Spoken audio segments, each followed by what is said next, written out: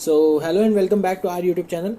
In this particular video we are going to discuss the principle of insurance.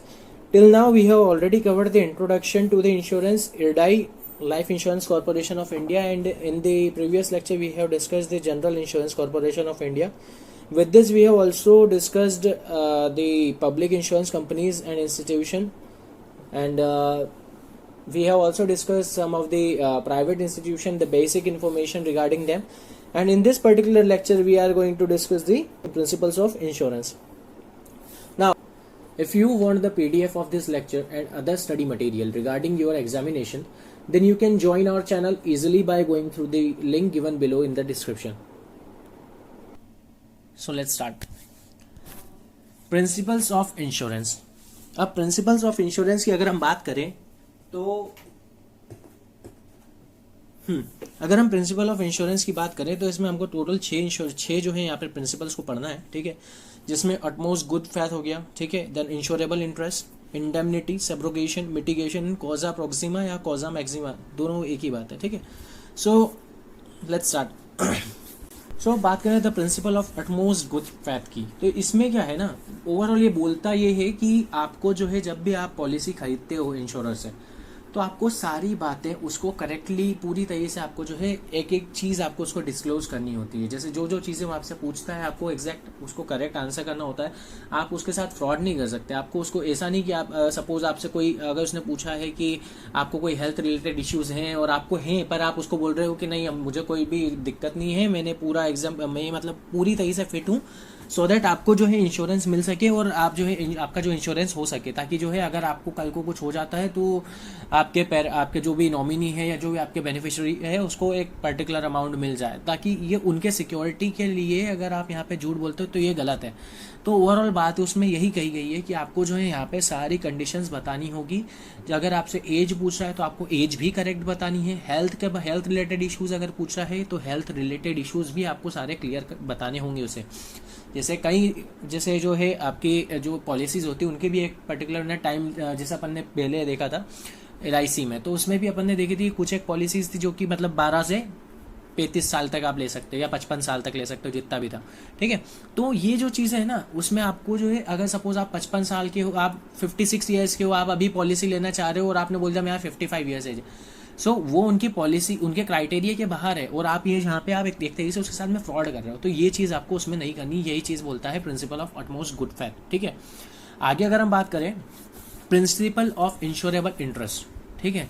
अब principle of insurable interest क्या बोलता है, तो ये बोलता है कि आप जो है ना, जो भी बंदा है, ठीक है, जो भी इंश्योरेंस करा रहा है, ठीक है, वो सिर्फ अपनी ही चीज़ों का इंश्योरेंस करा सकता है. जैसे फॉर एग्जांपल कोई भी व्यक्ति है वो अगर इंश्योरेंस उसी चीज़ का कराएगा जिसको लेके वो थोड़ा वरीड रहता है, ठीक है. जैसे सपोज कल को अगर अपनी ही चीज़, क्योंकि कोई भी व्यक्ति है अगर वो उसे अगर इंश्योरेंस की अगर बात करें हम, तो वो किसी दूसरे की चीज़ को लेके क्यों चिंता में करेगा कि मतलब कल को अगर सपोज मान लो उस सामने वाले का बेटा है, ठीक है, उसको अगर कुछ हो रहा है तो उसे लेके वो क्यों वरी करेगा कि नहीं यार कहीं इसको कुछ हो गया तो मैं कहाँ से मैं क्या करूँगा, उससे उसको कोई फ़र्क नहीं पड़ता है. पर वही चीज़ है कि अगर यही कंडीशन उसके बेटे के साथ में आ जाती है, उसके किसी फैमिली मेंबर के साथ में होने लगती है, तो वो चीज़ उसको एक्चुअल में वो टेंशन क्रिएट करता है, राइट. तो उसको लेके कि कल को अगर सपोज ऐसी कोई कंडीशन आ जाती है, तो अगर एक एग्जांपल के तौर पे हेल्थ इंश्योरेंस, राइट.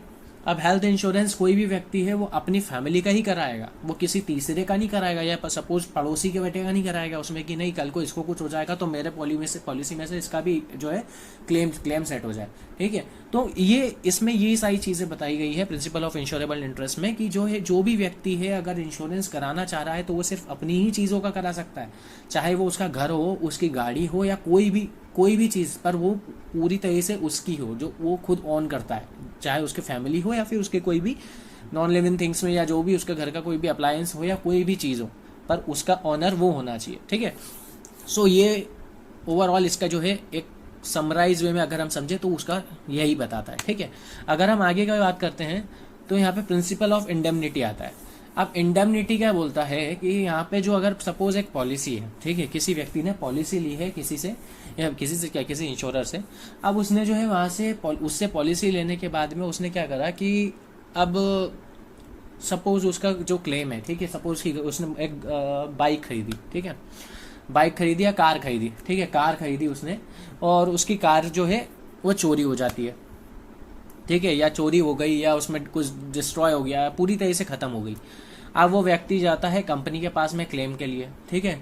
तो ये जो प्रिंसिपल ऑफ इंडेमनिटी है वो ये चीज़ बोलता है कि जो इंश्योरर है वो उस बंदे को जो इंश्योरेंस पे जो प्राइस दे, जो इंश्योरेंस पॉलिसी पे जो इनने जो अमाउंट लिखा है, ठीक है, कि अगर आपको कुछ हो जाए, अगर सपोज आपकी इस पर्टिकुलर चीज़ को कोई भी लॉस होता है अगर, तो इसको मैक्सिमम जो है हम आपको इतना पे करेंगे, आपको सिर्फ आप उतना ही पे कर सकते हो। ऐसा नहीं, सपोज अगर आपने जो है उसकी मार्केट प्राइस है टोटल 2.5 लाख रुपए, ठीक है, 2.5 लाख है, और आपने जो है उसके ऊपर बोला है कि आपने उसमें जो पॉलिसी के ऊपर टर्म्स एंड कंडीशन पे जो साइन करी हुई है उसमें जो आपका जो पूरा पॉलिसी है उस पर आपने बोला है कि हम जो है इसमें मैक्स टू मैक्स आपको जो है 2.5 लाख से ऊपर नहीं दे पाएंगे, क्योंकि ये जो मार्केट प्राइस है, ठीक है, मार्केट प्राइस है उसके ऊपर ही आप जो है क्लेम कर सकते हो, ठीक है।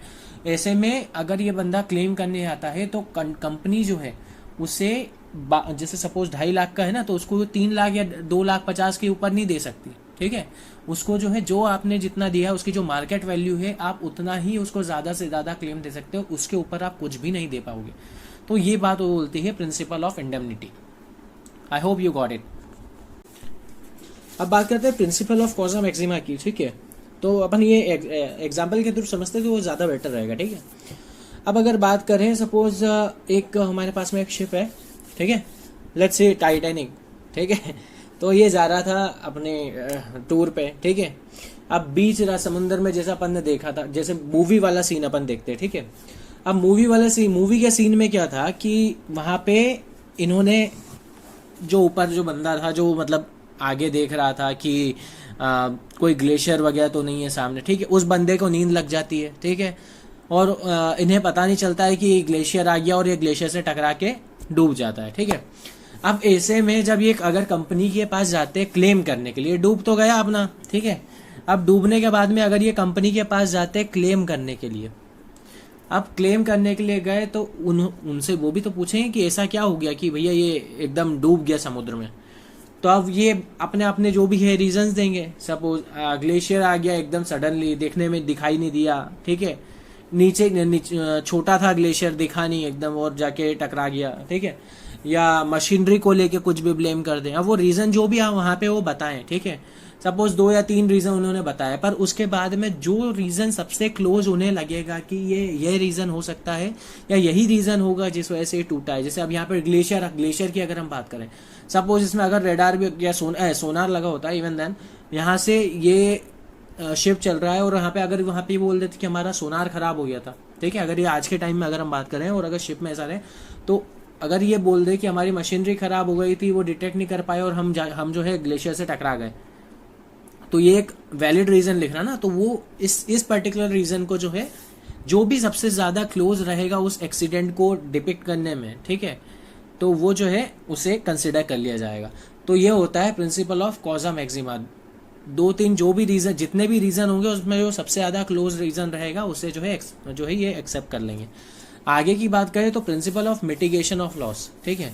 An insured must take all reasonable care to reduce the loss, we must act as if the property was not insured, ठीक है। अब क्या होता है ना कि लोगों की आदत कैसी होती है कि सपोज आपका जो है कार है, ठीक है, आपकी कार है, आपने जो है आपकी लोग कैसे भी करके जैसे जिस भी पर्सन की कार है वो कैसे भी चला रहा है, ठीक है, वो बेफिक्र होता है कि मतलब अगर कल को कुछ हो भी आता है, सपोज बाइक का एक्सीडेंट, कार का एक्सीडेंट हो जाता है, कार में कोई भी टूट फूट हो जाती है, डिस्ट्रॉय हो जाती है, तो मेरे को क्या टेंशन, मुझे तो बस पेपर लगाना है, मुझे मेरा क्लेम मिल जाएगा पूरा, ठीक है। तो उसमें क्या होता है, वो केयरलेसनेस, मतलब ठीक है, वो इतना ज़्यादा वो केयरफुल वे में नहीं रखता उसको कि बस ठीक है, मतलब कल को अगर कोई नुकसान हो जाएगा, क्योंकि उसकी जेब से पैसे नहीं लगेंगे उसमें, ठीक है। कल को अगर कुछ हो जाता है तो क्लेम के लिए पेपर्स फाइल कर देगा, उसे पूरा अमाउंट वापस मिल जाएगा जितना उसका क्लेम बनता है, ठीक है।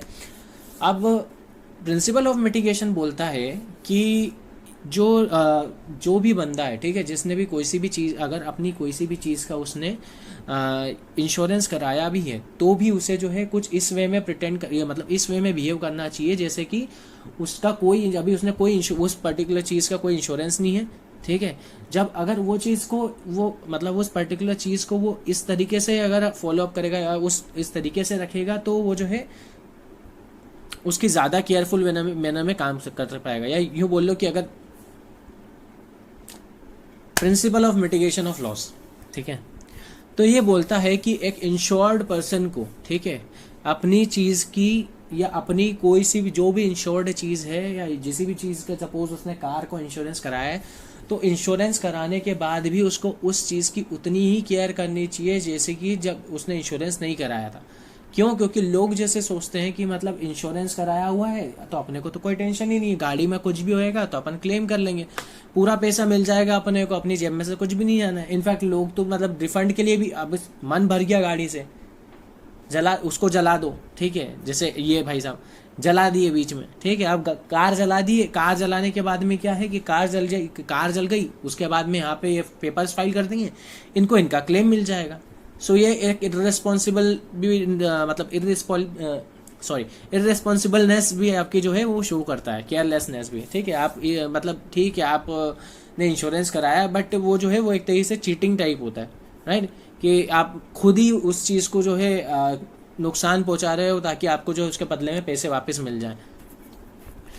आगे की बात करें प्रिंसिपल ऑफ कंट्रीब्यूशन, तो ये ज़्यादा बेटर इसमें हमें समझते हैं। देखो, ठीक है, OICL, ठीक है, और NIACL दोनों जनरल इंश्योरेंस कंपनी है, ठीक है। एक व्यक्ति है, उसने ये 30 लाख का मकान बनाया। उसने क्या करा कि अब सिक्योरिटी रीज़न के लिए चलते उसने दोनों से, ठीक है, दोनों कंपनियों से, इससे भी प्लस इससे भी इंश्योरेंस करवा लिया, ठीक है। सपोज 30 लाख का इससे ही करा लिया, 30 लाख का इससे ही करा लिया, है ना। अब यहाँ पे क्या होता है पता है कि ये 30 लाख का इसने यहाँ से इंश्योरेंस तो करवा लिया, अब क्या होता है कि आगे सालों बीत जाते हैं, वहाँ पे फिर जो है आग लग जाती है इस भाई के घर में।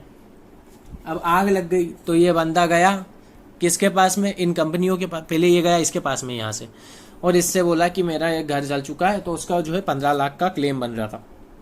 मतलब घर जल गया, मतलब पूरी तरीके से नहीं, जितना जला उसका क्लेम जो है 15 लाख बन रहा था टोटल। तो 15 लाख का क्लेम बन रहा था ना, तो वैसे में क्या है, इस पर्टिकुलर OICL ने इसे जो है 15 लाख रुपए दे दिए। अब 15 लाख OICL को भी पता है और NIACL को भी पता है, ठीक है, दोनों को पता है कि इस बंदे ने OICL से भी खरीदा हुआ है और OICL को पता है कि NIACL से, दोनों को पता है कि इन दोनों ने, इसने जो है दोनों कंपनियों से इंश्योरेंस खरीदा हुआ है।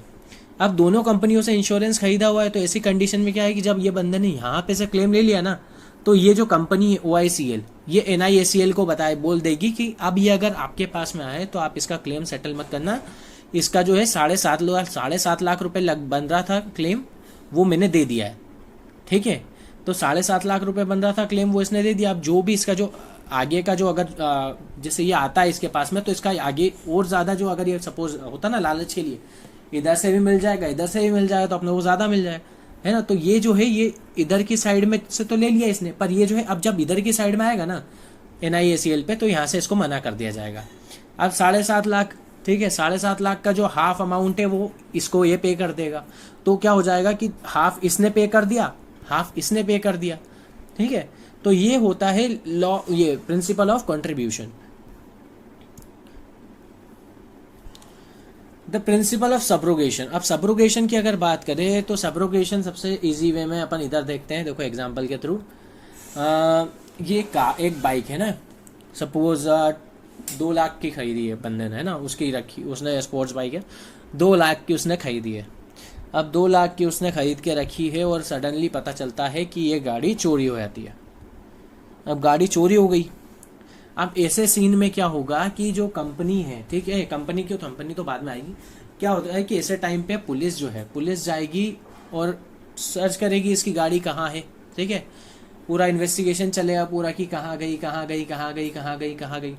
और इन दी एंड बहुत वक्त बीतने के बाद में भी अगर नहीं मिलती है तो ये जो बंदा था, जो इस बाइक का ऑनर, वो जाएगा कंपनी के पास में और उससे क्लेम करेगा कि मेरी गाड़ी मिल नहीं रही, मुझे जो है क्लेम चाहिए, ठीक है, ये पेपर्स फाइल कर देगा। और जब इंश्योरर इसे क्लेम के पैसे दे देगा, जिस दिन इसने इंश्योरर ने इसे मतलब जो क्लेम के पैसे थे वो दे दिए, उस दिन से उस पर्टिकुलर प्रॉपर्टी, मतलब उस बाइक के ऊपर से उस बंदे का पूरी तरीके से हक ख़त्म हो जाता है, ठीक है, और वो जो बाइक है वो पूरी तरह से इंश्योरर की प्रॉपर्टी हो जाएगी।